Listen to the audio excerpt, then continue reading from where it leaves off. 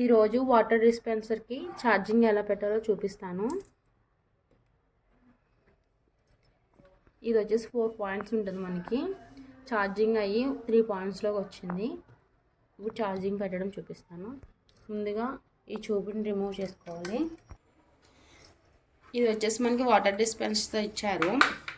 Adapter మనం పెట్టుకోవాలి.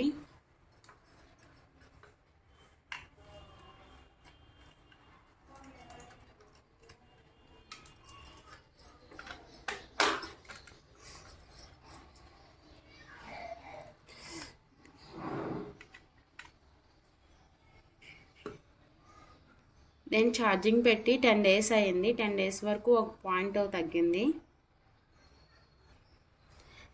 ఇదిగోండి పాయింట్ అనేది బ్లింక్ అవుతుంది చూడండి. నాకు 10 డేస్కి ఒక పాయింట్ అయ్యింది. 1 అవర్కి ఛార్జింగ్ కంప్లీట్ అయింది.